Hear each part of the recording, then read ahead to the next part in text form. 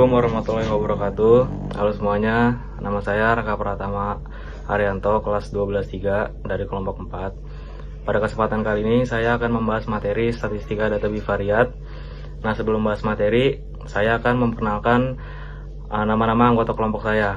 Yang pertama itu ada Adam Rizky Julistio, ada Ibra Elvia Mufik, Moza Aulia Putri, Muhammad Dimas Wincaksono, dan saya sendiri Raka Pratama, dan yang terakhir itu Zalfairti Harjono. Baik, yang pertama itu ada pengertian diagram pencar.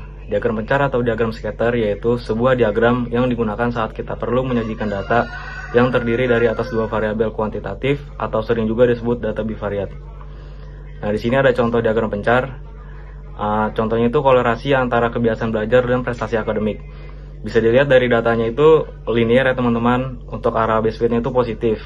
Jadi semakin banyak waktu belajarnya, nilainya juga semakin baik. Terus selanjutnya itu ada tren data diagram pencar. Yang pertama itu ada linear, yang titik-titiknya itu terarah, jadi naik ke atas gitu.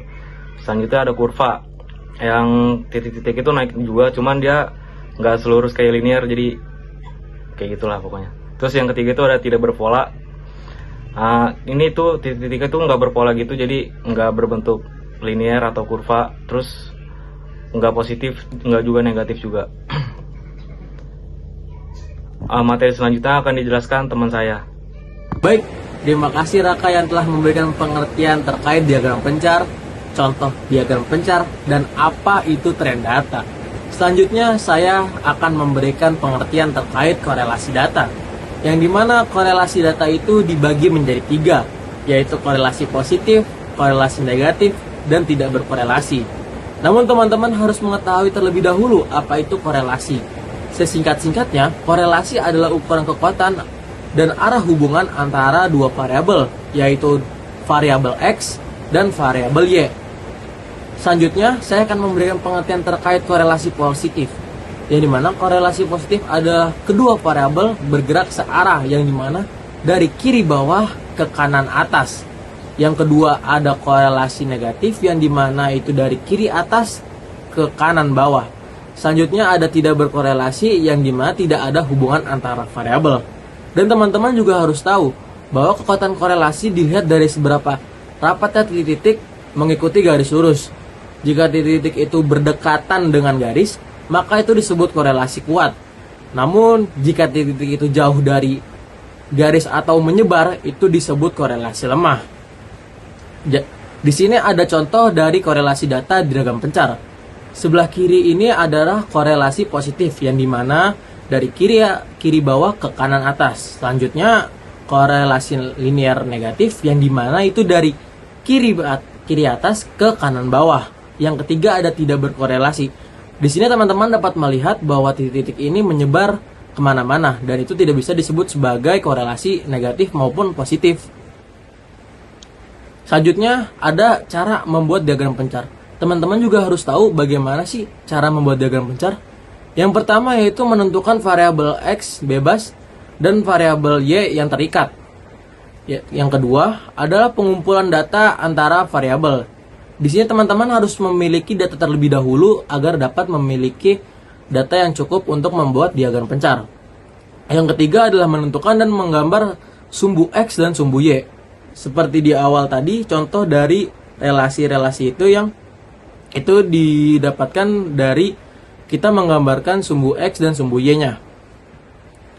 Selanjutnya yang keempat adalah memantulkan plot pada koordinat kartesius dari pasangan data yang telah kita dapatkan, teman-teman.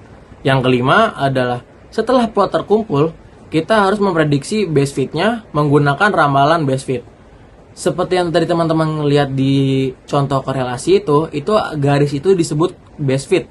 Sedangkan yang ramalan base fit itu adalah kemungkinan yang akan menjadi base fit, teman-teman. Yang keenam adalah menentukan tren dan korelasi pada diagram pencarnya itu tersendiri. Baik, terima kasih penjelasan dari saya. Selanjutnya akan dilanjutkan oleh teman saya. Terima kasih. Baik, saya akan melanjutkan penjelasan dari teman saya sebelumnya. Di sini kita memasuki bagian interpretasi data. Apa sih interpretasi data itu? Singkatnya, interpretasi data merupakan cara kita untuk menganalisis atau membaca suatu data. Dari hasil analisis inilah akan ditemukan kesimpulan-kesimpulan tentang data yang tersaji. Pada kesempatan kali ini, saya dan teman-teman saya menggunakan data korelasi antara tinggi badan dengan ukuran sepatu siswa-siswi SMA Negeri 97 Jakarta.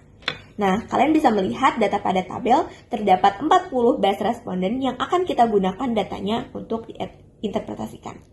Nah, interpretasi data yang akan kita sajikan yang pertama adalah gambaran mengenai diagram pencar datanya, yang kedua bagaimana tren data pada diagram, yang ketiga bagaimana korelasi antara tinggi badan dengan ukuran sepatu, dan yang keempat atau yang terakhir adalah bagaimana pengaruh tinggi badan terhadap ukuran sepatu. Kita akan bahas dari yang pertama, yaitu diagram pencarnya. Kalian bisa lihat di sini ada diagram pencar mengenai pengaruh tinggi badan terhadap ukuran sepatu, yang dimana sumbu X mewakili tinggi badan dan sumbu Y mewakili ukuran sepatu. Di situ juga terdapat titik-titik yang merepresentasikan data yang telah kita dapatkan. Nah, di situ terdapat dua garis. Yang pertama adalah garis ramalan dan yang kedua adalah garis best fit. Best fit? Best fit itu apa sih? Jadi, best fit itu merupakan garis lurus pada diagram pencar yang paling akurat mempresentasikan tren atau pola dari sekumpulan titik data. Dan garis ini biasanya digunakan untuk memprediksi. Selanjutnya, kita akan membahas tentang pola penyebaran datanya, yang dimana pola penyebaran datanya ini berbentuk garis lurus dengan tren data linear. Arah garisnya itu adalah naik dari kiri ke kanan. Ini melambangkan atau mempresentasikan bahwa hasil dari korelasi datanya adalah positif. Nah, yang terakhir itu adalah interpretasi datanya. Dari data tersebut, kita dapat kesimpulan bahwa semakin tinggi badan seseorang, maka ukuran sepatunya akan semakin besar. Nah, mungkin cukup sekian presentasi yang dapat kami sampaikan dan penjelasan-penjelasan tentang diagram pencar. Mohon maaf bila ada kekurangan dalam pengucapan maupun penyampaian. Terima kasih atas ketersediaannya untuk menonton tayangan kami. Semoga bermanfaat dan mengedukasi. Sampai jumpa di kesempatan berikutnya. Bye-bye!